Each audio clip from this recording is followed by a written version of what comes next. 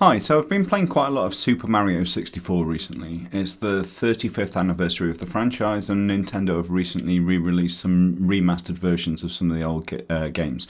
So I had to go out and get a copy for the kids, and I've been really, recently really trying to play my way through this original classic game that's now 23, 24 years old. So if you've not seen it before, the objective is relatively simple. You've got to go and try and collect stars using a combination of physical ingenuity and puzzle solving. And one evening a couple of days ago, I've been banging my head against the wall for maybe a couple of hours trying to get to this one particular star. No matter how many times I tried, I would just along the way I would fall off, I would die, I would be squashed.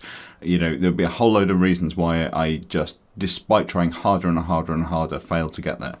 The following morning, when he got up, I asked my 9-year-old how he had done it, and he solved it in an instant.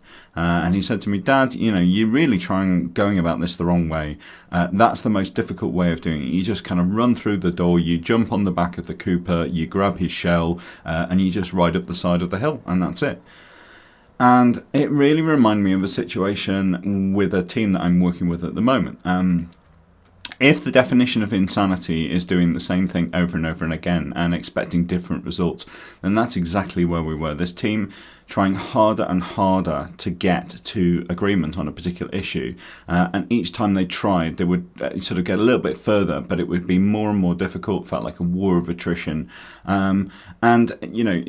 this was such a clear reminder to me that if you're trying harder and harder and harder, and you're failing to break through, some of the time it's appropriate just to step back and think about what you're doing. Think about if there is a fundamentally different approach, because it's the difficulty of the situation, it's the approach that you're taking, not actually what it is that you're trying to do.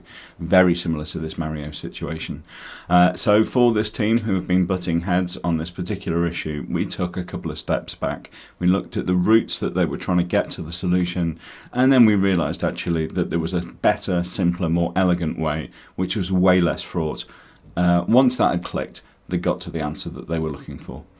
So that's it for me for today. I will see you on the next video if I'm not playing Super Mario 64, or indeed if you're not playing Super Mario 64. But in the meantime, my name's Gareth, and I'll see you next time.